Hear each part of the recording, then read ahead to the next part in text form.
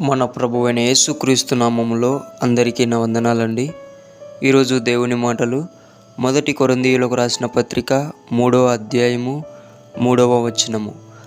మీలో అసూయయు కలహమును ఉండగా మీరు శరీర సంబంధులై మనుష్య రీతిగా నడుచుకున్నవారు కారా?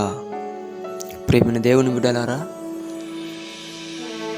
రక్షణ తీసుకొని అంటే బాప్తిసం పొంది మారుమనసు చెంది దేవుని పరిచర్యలో వాడబడుతూ ఇంకా అసూయ కలహములు ఉంటే మీరు ఆత్మ సంబంధులు ఎలా అవుతారు?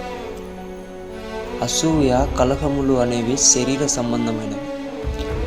ఇలా ఎప్పుడైతే శరీర సంబంధమైనవి మనము గనక పాటిస్తే శరీర సంబంధులుగా ఉండిపోతాం. ఆత్మానుసారంగా నడుచుకోవాలి. ఆత్మ ఫలం ఏమనగా ప్రేమ, సంతోషం, సమాధానం, దీర్ఘశాంతం, దయాళుత్వం, మంచితనం, విశ్వాసం, సాత్వికం, ఆశానుగ్రహం. ఈ ఆత్మ ఫలమును మనం ఎప్పుడైతే ఆత్మానుసారంగా నడుచుకుంటామో ఖచ్చితంగా దేవుని చిత్తాన్ని మనం నెరవేరుస్తాం. ప్రియమైన దేవుని బిడ్డలారా, ఒక విశ్వాసి అయ్యండి, ఒక ఆత్మీయుడు అయ్యండి, దేవుని కుమారుడు అయ్యండి, అసూయ కలహము ఉండడం ద్వారా మనము దేవుని నామాన్ని దూషించే విధముగా నిలబడతాం. అందుకే జాగ్రత్త. కలహము కానీ అసూయ కానీ ఉన్నట్లయితే దేవుని పెట్ట మనవి చేసుకుంటున్నాను, మీకు వదిలేయండి. ప్రేమను, సంతోషమును, ఆత్మ ఫలమును మీరు సంపాదించుకోవాలని దేవుని పెట్ట మనవి చేసుకుంటున్నాను. దేవుడి మాటను దీవించునుగాక.